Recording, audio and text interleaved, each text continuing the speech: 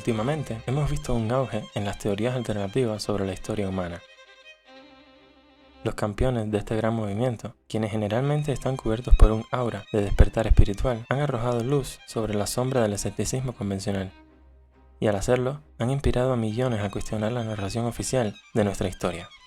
Acompáñame mientras exploramos algunas de las razones por las que tú también deberías atreverte a cuestionar la historia establecida. El inicio de la civilización.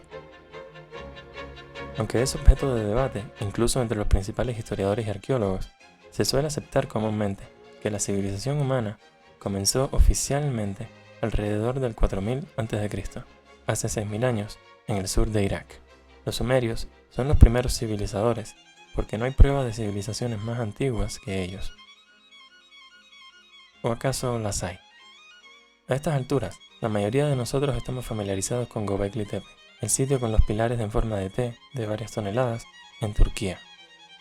Cualquier persona en su sano juicio asumiría que estas estructuras requieren conocimientos matemáticos y astronómicos avanzados, que no pueden ser alcanzados por una tribu de personas primitivas que están demasiado ocupadas cazando y recolectando. Sin embargo, la corriente principal insiste en que este sitio fue construido por nómadas cazadores-recolectores. Pero ¿cómo es esto posible? Suena poco probable. Y si analizamos lo que argumentan los arqueólogos, comenzamos a ver agujeros en la trama. En efecto, dicen que eran cazadores-recolectores, pero una rama especial de ellos, por así decirlo. Estas tribus se quedaban en las cercanías de Göbekli Tepe durante parte del año, por lo que, al menos, eran semi-nómadas, comenzando a volverse sedentarios. Y no solo eso, ellos no residían en cuevas o a la sombra de los árboles como lo haría una persona primitiva, sino que residían en aldeas, por lo que ya dejan de sonar como cazadores-recolectores, empiezan a sonar más como personas civilizadas que, durante un periodo específico del año, visitaban Göbekli Tepe y permanecían allí, en asentamientos, durante un tiempo. La dieta de estas personas consistía en lo básico de los cazadores-recolectores. Sabemos que la cacería de gacelas a gran escala tuvo lugar en el verano y el otoño en ese territorio, pero hemos encontrado una cantidad sorprendente de herramientas relacionadas con el procesamiento de alimentos, y se ha demostrado que esta gente también basaba su dieta en formas primitivas de cereales domesticados, es decir, tenían agricultura, uno de los principales requisitos para que una cultura se califique como civilizada. Hasta ahora, la explicación convencional hace que parezca aún más improbable que los constructores de Göbekli Tepe fueran simples cazadores-recolectores. Ahora bien, si observamos el sitio en sí, sus pilares en forma de T, hechos de piedra caliza, de 3 a 6 metros de altura, que pesan desde unas pocas toneladas hasta más de 10, junto con sus alineaciones astronómicas, inmediatamente nos damos cuenta que esto no fue tarea fácil en lo absoluto. Si el hombre promedio pesa alrededor de 70 kilos y puede levantar, digamos, 1.5 veces su peso corporal, 105 kilos, entonces se necesitarían alrededor de 47 hombres para levantar un pilar que pesa solo 5 toneladas. Claro que este número se ve reducido al usar métodos y enfoques alternativos, pero mi punto es que para que tanta gente trabaje en un proyecto, se necesita la división del trabajo. Este concepto no es más que diferentes tareas asignadas a diferentes grupos. Por lo tanto, necesitaríamos un primer grupo para enfocarse en los cálculos matemáticos y las alineaciones astronómicas, un segundo grupo para enfocarse en el levantamiento pesado, y este tiene que estar bien alimentado, por lo que tiene que haber un tercer grupo para encargarse del agua y de la comida. Y así van surgiendo muchos más grupos en función de las necesidades. La división del trabajo es precisamente otro de los requisitos de una sociedad civilizada. En este argumento en específico, los arqueólogos proponen lo siguiente. Bueno, tal vez nos equivocamos acerca de los cazadores-recolectores. Tal vez pueden hacer más cosas de las que pensábamos, así que, ¿por qué no es esa una hipótesis razonable? Sí que es razonable, pero veo dos problemas con ella. En primer lugar, antes de descubrir Göbekli Tepe, nadie negaba el hecho de que los cazadores-recolectores eran primitivos e incapaces de construir templos megalíticos. No es hasta su descubrimiento que los arqueólogos se ven obligados a explorar otras ideas, pero los historiadores convencionales estaban demasiado asustados como para dar una explicación poco ortodoxa a Göbekli Tepe. Por ejemplo, una propuesta como: Vale, entonces esto significa que la civilización en realidad comenzó mucho antes de los sumerios, probablemente antes de Göbekli Tepe, ciertamente al menos con él.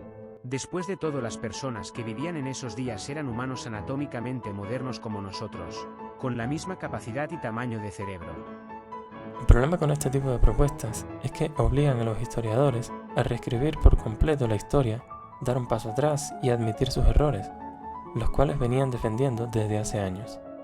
Era impensable dar una explicación tan blasfema en términos arqueológicos, pues al momento en que admitieran que la civilización comenzó con o antes de Göbekli Tepe, otras teorías alternativas que estaban a la vuelta de la esquina comenzarían a ganar popularidad, y pronto la narrativa convencional de la historia humana se derrumbaría en tiempo real ante sus ojos, dejando atrás un vacío que tardaría décadas en llenarse.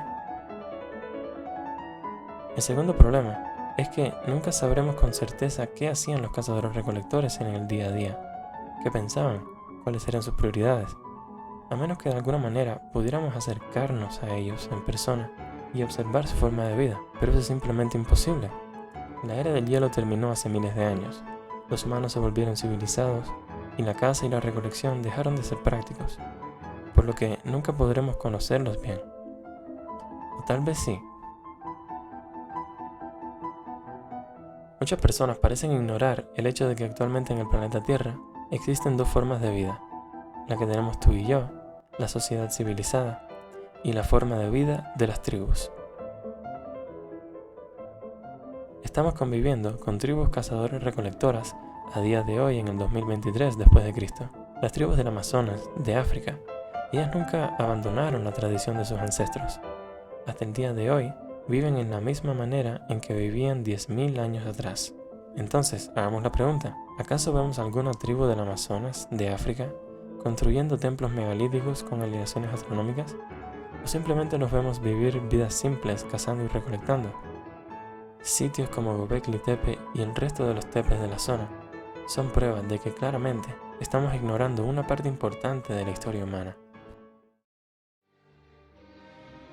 Personalmente, creo que la civilización comenzó en algún momento durante la última era del hielo, pero cuando este periodo llegó a su fin, con un cambio climático abrupto, la civilización que habíamos trabajado tan duro para construir también llegó a su fin. Millones de vidas fueron perdidas, las ciudades costeras aniquiladas por la furia de la naturaleza, dejando atrás solo un rastro de escombros submarinos y un trauma en la mente humana que perduró durante miles de años. Al llegar el gran diluvio, nuestra civilización fue destruida y nos vimos obligados a comenzar desde cero.